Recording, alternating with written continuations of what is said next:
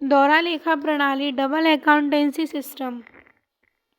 लेखांकन का शाब्दिक अर्थ आर्थिक व्यवहारों को लेखा पुस्तकों में दर्ज करने से है, जिसके लिए प्रणालियां प्रतिपादित की गई हैं, जिनमें से एक मुख्य प्रणाली का नाम दोहरा लेखा प्रणाली है।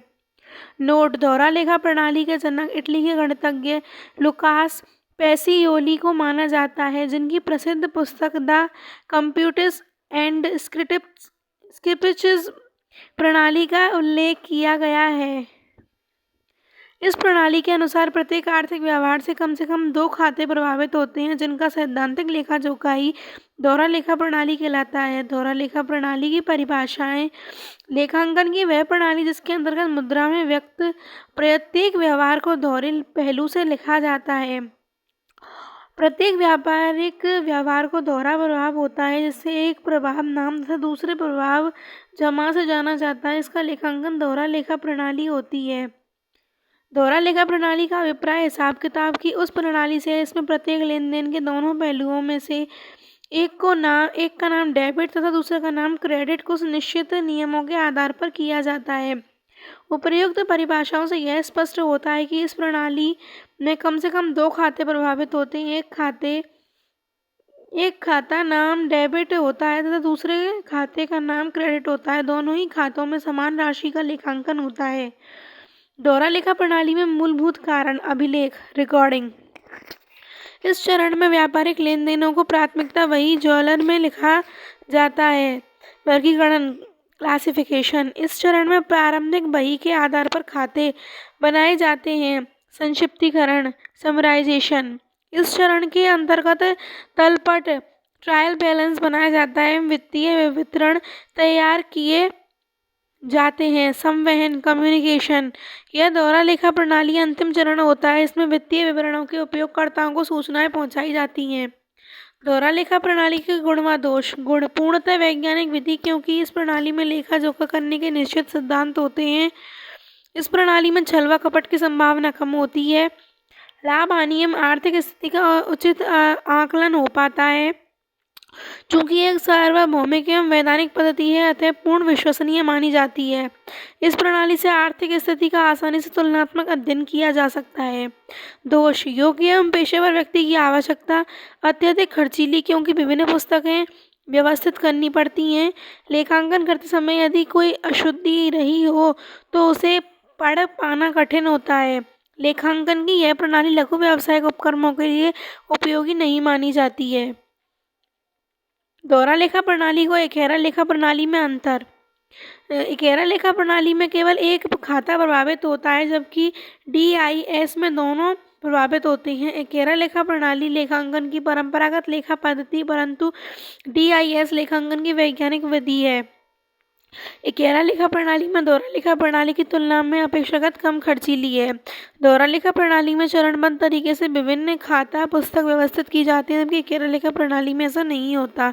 दोहरा लेखा प्रणाली की सार्वभौमिक लेखा प्रणाली है, जिसका क्षेत्र इकेरा लेखा प्रणाली की तुलना में विस्तृत है। दोहरा लेखा प्रणाली के मूलभूत सिद्धांत: वित्तीय विवरणों का विश्लेषण: प्रत्येक संस्था स्वयं के आर्थिक व्यवहारों को जिन विवरणों में दर्ज करती है उन्हें आमतौर पर वित्तीय विवरण कहते हैं, जिसे निम्न प्रकार परिभाषित किया जा सकता है। लेखांकन प्रक्रिया के अंतिम उत्पाद को निश्चित समय अवधि में किसी संस्था की वित्तीय स्थिति की जानकारी प्रदान करे। वित्तीय विवरण व्यावसायिक उपक्रमों की संपत्ति, दायित्व एवं क्षमता की स्थिति को प्रकट करने वाले विवरण होते हैं, जो किसी निश्चित अवधि के लिए बनाए जाते हैं। लेखांकन प्रक्रिया के वे अंतिम उत्पाद जो किसी व्यावसायिक उपक्रमों की समय विशेष से संबंधित वित्तीय क्रियाकलापों की जानकारी प्रदान करते हैं। वित्तीय विवरणों के उपयोगकर्ताओं: वित्तीय विवरणों के लाभान्वित पक्षकार। व्यवसाय के स्वामी के लिए व्यवसाय की वस्तु एवं स्थिति को समझने में सहायता, संचालनों के लिए नीतियों के क्रियान्वयन का आधार, निवेशों के लिए निवेशी संबंधी निर्णय लेने में आसानी, ऋण प्रदाता संस्थाओं के लिए ऋण संबंधी निर्णय लेने का आधार। विभिन्न नियामक संस्थाओं जैसे CEBI, RBI, कस्टम विभाग, GST विभाग इत्यादि के लिए व्यवसाय के दायित्व निर्धारण करने में सफलता। वित्तीय चरणों के प्रकार: प्रकार परंपरागत विचार के अनुसार और परंपरागत विचारधारा के अनुसार। लाभ हानि का विवरण या आय व्यय का विवरण। परंपरागत के अनुसार चिट्ठा, स्थिति वितरण, तुलना पत्र, संपत्तियों के दायित्व का वितरण। इधर अंतः प्रवाह प्लस बाह्य प्रवाह। पहला कोष प्रवाह विवरण, दूसरा रोकड़ प्रवाह विवरण, तीसरा मानव संसाधन विवरण, चौथा सामाजिक विवरण। आय व्यय विवरण या लाभ हानि विवरण। Income tax statement, profit loss AC.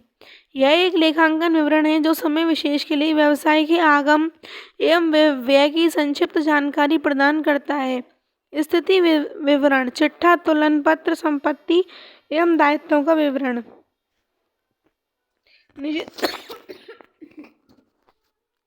निश्चित समयावधि पर किसी व्यवसाय संस्था के पास उपलब्ध संपत्तियों एवं दायित्वों की तुलना स्थिति बताने वाले विवरण स्थिति विवरण कहलाता है। कोष प्रवाह विवरण, कोषों के साधन, कोषों के उपयोग।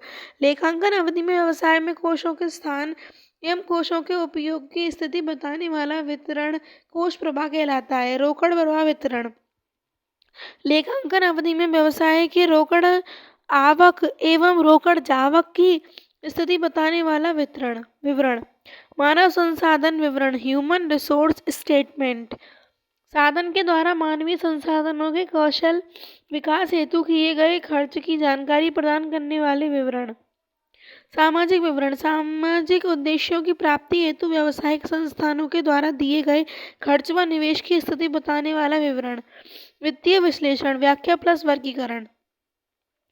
वित्तीय विवरण व्यवसाय की वित्तीय स्थिति की संक्षिप्त जानकारी प्रस्तुत करते हैं जो वास्तव में वित्तीय स्थिति को समझने में साधन होती है, ना तो साध्य। इस सूचनाओं का विवेचनात्मक अध्ययन ही वित्तीय विश्लेषण कहलाता है। किसी संस्था की वित्तीय सूचनाओं को समझने हेतु सूचनाओं को वर्गीकृत करते हुए उनकी व्याख्या करना ही वित्तीय विश्लेषण कहलाता है। वित्तीय विश्लेषण के उद्देश्य: संस्था की वस्तु स्थिति को परखना, भावी नियोजन हेतु संस्था की क्षमता को जानना, संस्था की शोधन क्षमता को पहचानना, ऋण चुकाने की क्षमता, हितधारियों की आवश्यकताओं की पूर्ति करना, भावी नियंत्रण का आधार। वित्तीय विश्लेषण की विधियां व तकनीकें: कोष प्रवाह विश्लेषण विधि, फंड्स फ्लो एनालिसिस। कोषों के साधन: आय, लाभ, विक्रय, लोन, विनिवेश, सब्सिडी। कोषों के उपयोग: व्यय, निवेश, क्रय, ऋण, अदायगी और सब्सिडी। कोषों के साधन एवं कोषों के उपयोग के अतः संबंधों के आधार पर दीर्घकालीन कोषों व शोधन क्षमताओं का विश्लेषण करने के लिए इस विधि को प्रयोग किया जाता है, जिसके द्वारा कोषों की आवश्यकता, कोषों की उपलब्धता की जानकारी प्राप्त हो जाती है। यदि व्यवसाय में कोषों के साधन कोषों के उपयोग की तुलना से अधिक होते हैं तो ऐसी स्थिति सुदृढ़ वित्तीय दशा का प्रमाण होती है। वहीं विपरीत कमजोर वित्तीय स्थिति को दर्शाती है। विश्लेषण की यह विधि केवल मात्रात्मक पहलुओं की जांच करती है, नहीं गुणात्मक की। रोकड़ प्रवाह विश्लेषण विधि, बैंक वित्तीय तरलता, रोकड़ अतः प्रवाह, रोकड़ बाह्य प्रवाह। विश्लेषण की यह विधि उन संस्थाओं के लिए अधिक उपयोगी मानी जाती है जो मुख्यतः रोकड़ अथवा रोकड़ तुल्य व्यवहारों को निष्पादित करते हैं। इस विधि से रोकड़ प्रवाह के आधार पर तरलता का विश्लेषण किया जाता है। यही रोकड़ प्रवाह के आशय गैर डोर मदों व्यवहारों के रोकड़ आवक एवं रोकड़ जावक से होती है। यदि रोकड़ आवक रोकड़ जावक की तुलना में अधिक है तो यही अच्छी तरलता को दर्शाता है। वे समस्त व्यवहार जिसमें रोकड़ की प्राप्ति होती है रोकड़ आवक व्यवहार कहलाते हैं। रोकड़ में किए गए खर्च के व्यवहार रोकड़ आवक व्यवहार कहलाते हैं। तुलनात्मक विश्लेषण विधि, कंपैरेटिव एनालिसिस मेथड। विश्लेषण की इस विधि में दो या दो से अधिक समयावधियों में एक संस्था के विभिन्न वित्तीय व्यवहारों में पारस्परिक तुलना करते हुए वित्तीय समंकों आंकड़ों की तुलना की जाती है। वे तुलनात्मक आंकड़े वित्तीय परिणामों की दशा बताते हैं। चूंकि इस विधि में ही एक संस्था के विभिन्न वर्षों के समंकों की तुलना की जाती है, अतः इसे क्षैतिज विश्लेषण भी कहते हैं। समानाकार विश्लेषण विधि व लंबवत विश्लेषण विधि।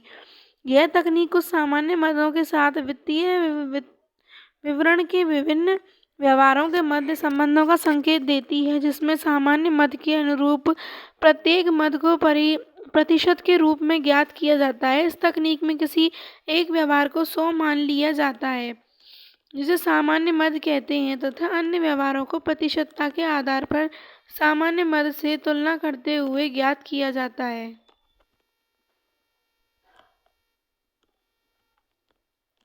क्षैतिज और लंबवत विश्लेषण में अंतर। क्षैतिज विश्लेषण में 2 या 2 से अधिक की अवधि में समंकों की आवश्यकता होती है, परंतु लंबवत विश्लेषण में एक अवधि के समंकों से भी किया जाता है। क्षैतिज विश्लेषण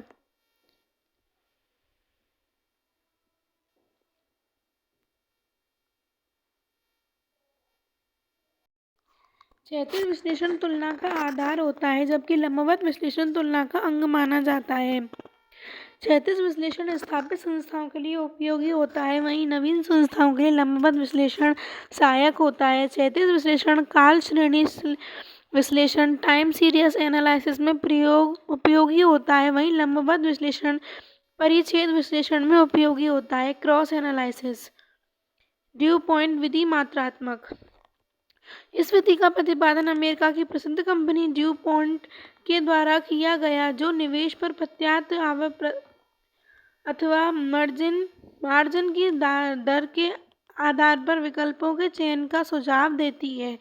जिस विकल्प में मार्जिन का अधिक दर जितनी अधिक होती है, उसे चयन करते समय उतनी अधिक प्राथमिकता दी जानी चाहिए। मार्जिन की दर निम्नलिखित सूत्र की सहायता से निकाली जाती है। मार्जिन बराबर आय बट्टे निवेश इंटू 100, या लाभ बराबर लाभ बटे विक्रय इंटू 100। समविच्छेद बिंदु विदेव विश्लेषण की यह तकनीक निर्माणी संस्थाओं के लिए उपयोगी होती है, जिसका उपयोग कस्टम विक्रय के स्तर को ज्ञात करने के लिए किया जाता है। समविच्छेद बिंदु वह स्थिति होती है जिस पर संस्था को न तो लाभ होता है और न ही हानि। इस बिंदु के आधार पर किया गया विश्लेषण BIP विश्लेषण कहलाता है। प्रवृत्ति विश्लेषण किसी भी आधार पर आधार वर्ष की तुलना में चालू वर्ष के वित्तीय व्यवहारों में हुए परिवर्तनों की दशा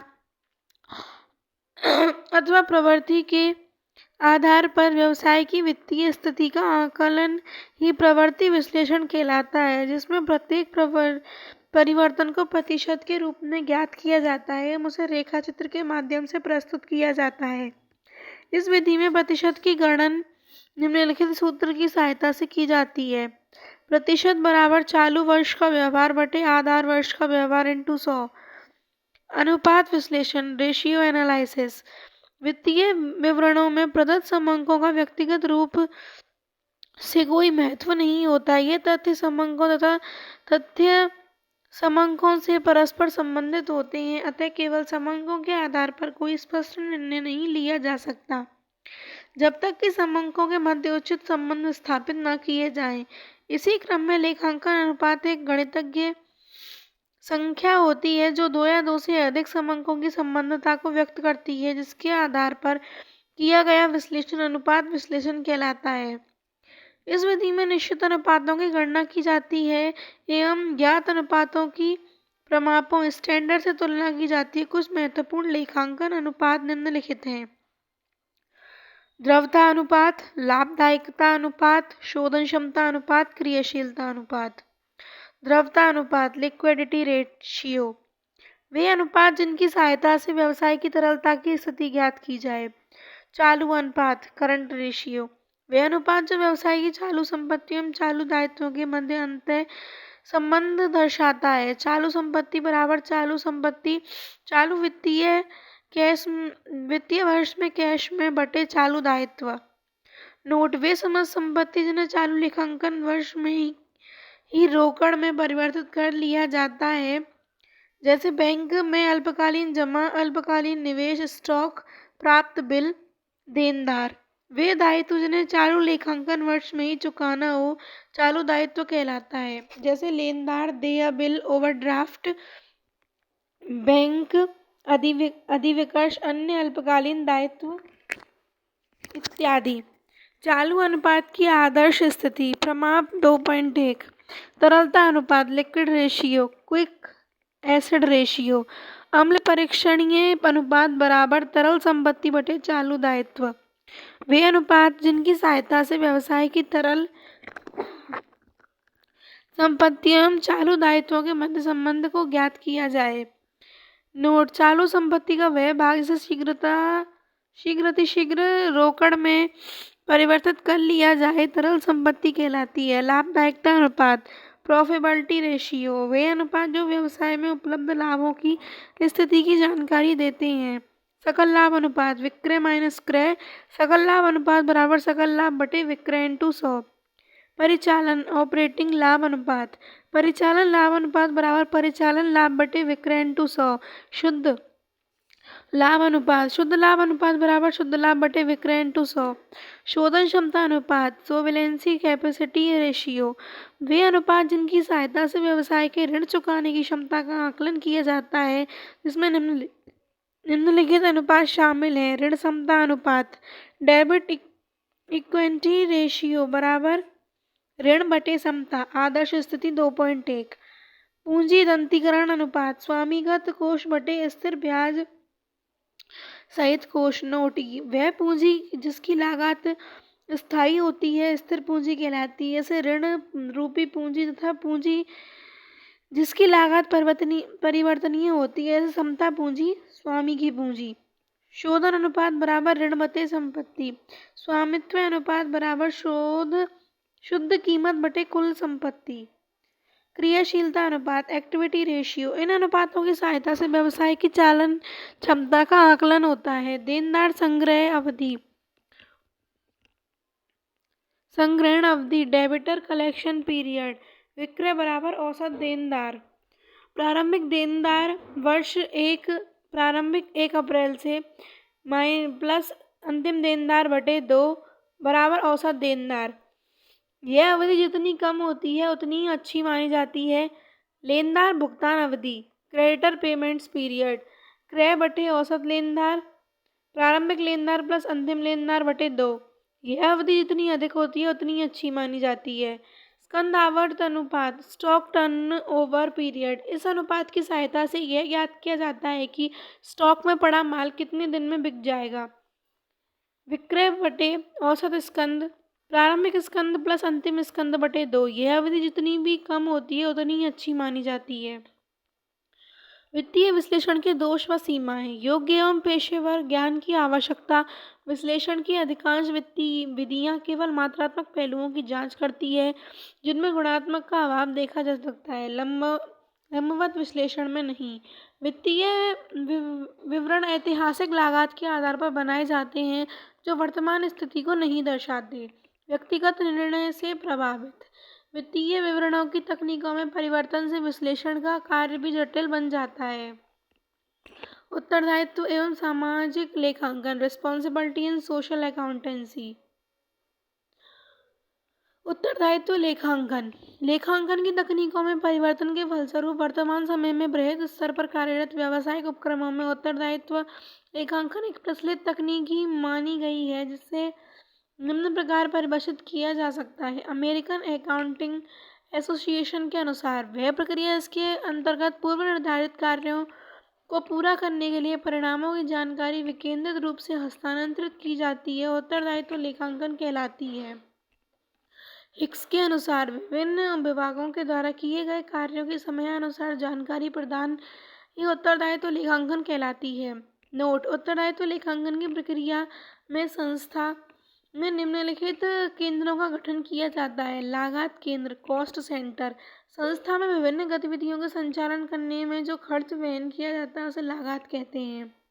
इसी क्रम में संस्था का वह केंद्र जो लागत निर्धारण, लागत वर्गीकरण, लागत लेखांकन एवं लागत निर्णय नियंत्रण के लिए उत्तरदायी होता है, लागत केंद्र कहलाता है। लागत केंद्र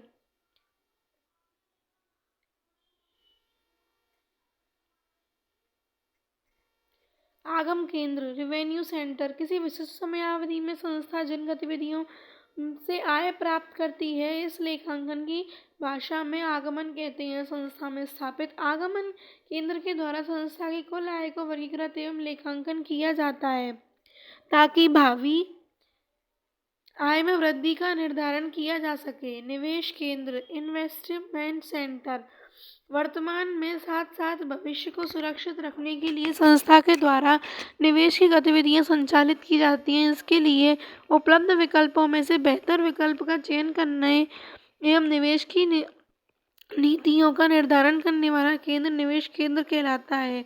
निवेश केंद्र आगम का लागत पर आधिक्य ही लाभ कहलाता है। इसी संदर्भ में संस्था का वह केंद्र जो लाभों के नियोजन, लाभों के निर्धारण एवं विधिवत रूप से लाभों के लेखांकन के लिए उत्तरदायी होता है उसे लाभ केंद्र कहते हैं, जिसका मुख्य उद्देश्य लाभों में वृद्धि के सुझाव प्रदान करना है। उत्तरदायित्व लेखांकन के लाभ, गुण और दोष। लाभ उद्देश्य कर्मचारियों एवं अधिकारियों में उत्तरदायित्व की भाषा का विकास होता है, निष्पादित कार्यों की पारदर्शिता में वृद्धि, छल व कपट की कम संभावना, प्रबंधकों की कार्यकुशलता में वृद्धि, भावी नीति निर्माण नियोजन में सहायक। सीमाएं केवल बृहद आकार की संस्थाओं के लिए उपयोगी समय व धन का अपव्यय। लेखांकन की यह शाखा केवल उत्तरदायित्व का निर्धारण करती है जिसमें अधिकारों की स्पष्ट व्याख्या का अभाव करता है। अत्यधिक कार्यभार के चलते कर्मचारियों कार्यकुशलता में कमी आती है। विभागीय समन्वय में कठिनाई, इससे उद्देश्य प्राप्ति में विलंब, असत्य सूचनाओं के हस्तांतरण से वास्तविक स्थिति को समझने में कठिनाई रहती है। लागत केंद्र, लाभ केंद्र, उत्तरदायित्व लेखांकन, आगमन केंद्र और निवेश केंद्र। सामाजिक लेखांकन हितधारी, लेनदार, निवेशक, आपूर्तिकर्ता, समाज। वर्तमान समय में व्यावसायिक संस्थाएं स्वयं के सामाजिक कर्तव्यों को पूरा करने के लिए सामाजिक कल्याण गतिविधियां करती हैं, जिससे ऐसी संस्थाओं कुछ अप्रत्यक्ष लाभ की प्राप्ति होती है। सामाजिक उद्देश्यों हेतु किए गए निवेश एवं निवेश से प्राप्त लाभों का लेखा जोखाई सामाजिक लेखांकन कहलाता है। भारत में सामाजिक लेखांकन के प्रयास।